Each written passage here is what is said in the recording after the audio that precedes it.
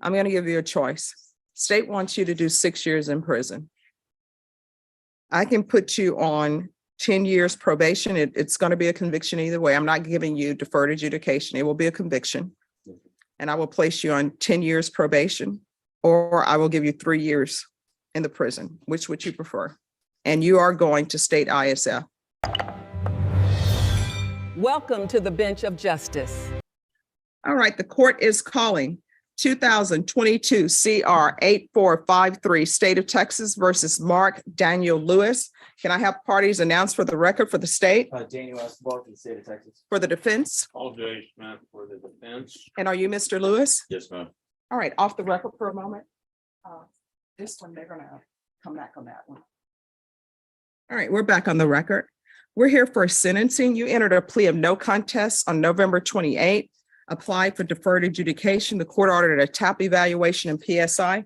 According to the plea bargaining agreement, punishments be assessed at 6 years in the prison. The state is opposing your application. They're taking in consideration County Court Cause number 686624. Have both parties had a chance to review the PSI report? Yes, Your Honor. The defense has, Your Honor. Any objections to the PSI report, state? No, Your Honor. Defense? No, Your Honor. All right, are there any witnesses, state? No, Your Honor. Defense? Perhaps my client, but his statement is asking for and included in the application. The reason he believes that he can successfully complete a deferred at this point in time of his life. All right, the court is, could you raise your right hand for me? Do you solemnly swear or affirm the testimony you give will be the truth and nothing but the truth, so help you God? Yes, Your Honor. All right, you can lower your hand, state your name for the record, please. Mark Lewis. All right, defense. Mr. Lewis, did you file voluntarily a motion for deferred or asking the court to assess punishment by way of a deferred probation? Yes, I did. And we've noticed in your report that there have been juvenile incidences and prior instances. Have you, what is it about this application at this time that may result in a favorable outcome for you versus when you were much younger? Well, of course, when I was younger, I was acting like a kid. I didn't think it would help me. I believed that I could do it my own way.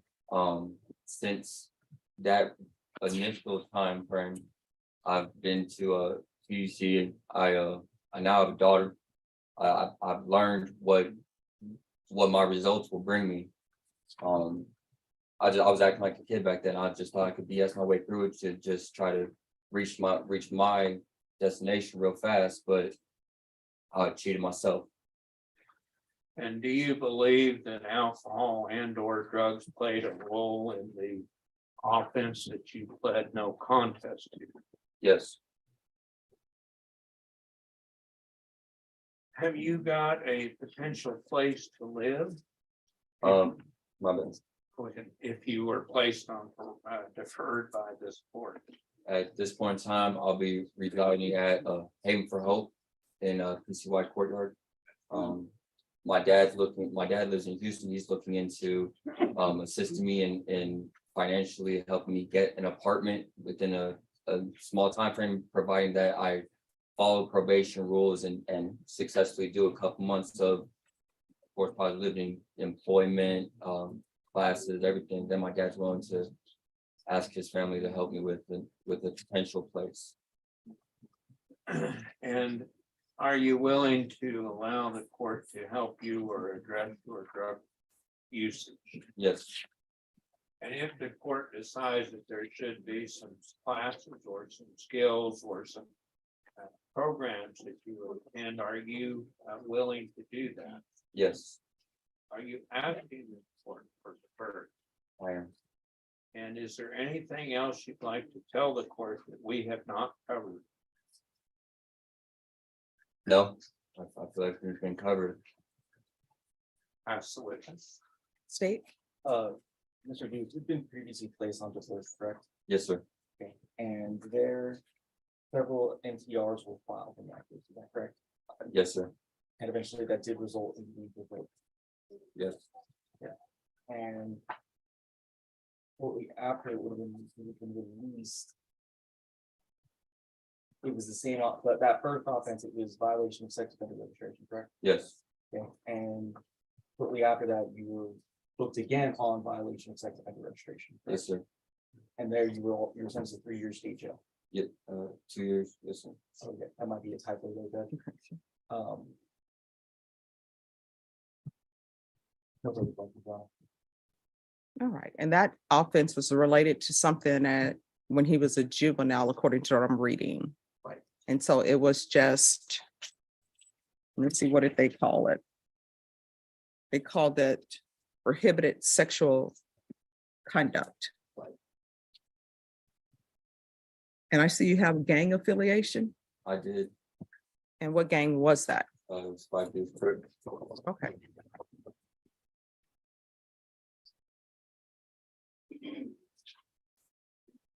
So why were you hanging around this hotel? I was inebriated. I was charging my phone on a little outlet across from the Starbucks next to the hotel. I was downtown. I take some over-the-counter medication, and time just started fading away. I was charging my phone, and I dropped my charging cord in the grate. So I went away. I came back, and later on that night, I moved grate to get my charging cord, and it actually entered into it was a room, and I couldn't get back up. So I went through the door, and that's how I ended up in the hotel. Okay, I don't understand your story. What do you mean you went back up? No, like it was a grate in the ground.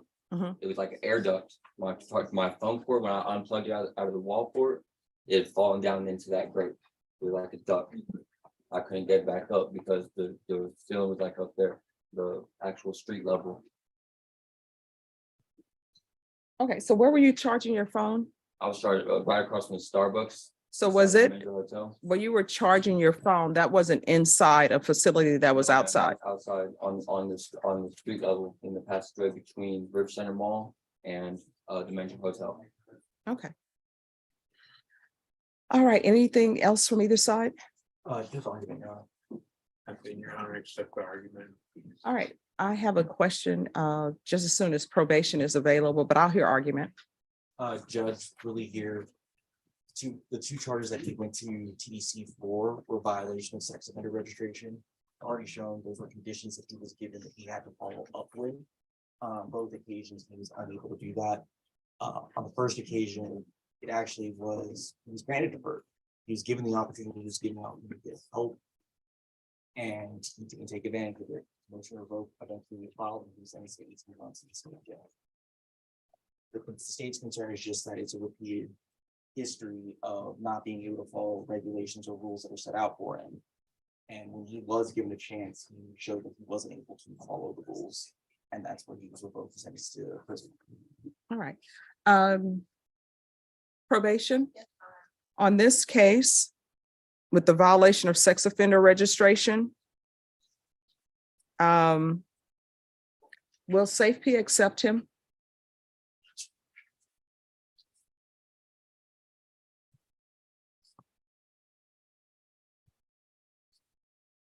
No, Your Honor. ISF?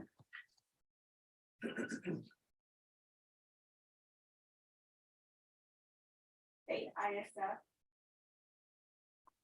They will? yes. All right. So here's your choice, Mr. Lewis, and I've read the facts of this case. I'm going to give you a choice. State wants you to do 6 years in prison. I can put you on 10 years probation. It's going to be a conviction either way. I'm not giving you deferred adjudication. It will be a conviction. And I will place you on 10 years probation, or I will give you 3 years in the prison. Which would you prefer? And you are going to state ISF. 10 years probation. All right, that's what the court is going to do. Sentence you to 6 years in the prison, suspended and probated for 10 years. There's $1,500 fine, probated. State ISF. Proof of employment within 30 days of release. There's to be no employment as a home health care provider or with minors. No unsupervised contact with minors. I'm going to want field visits upon release 2 times per month. Defendant is to remain in custody until transfer to ISF. I'm going to want the UA hotline until further notice. And when he's released, I'm going to want 90 meetings in 90 days.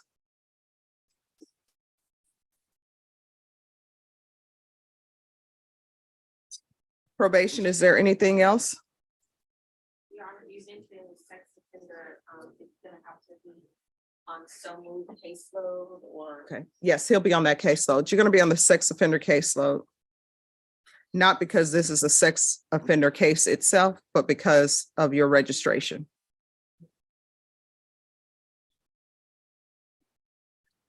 And have him evaluated for MIC, because I'm reading in here, there's some mental health issues.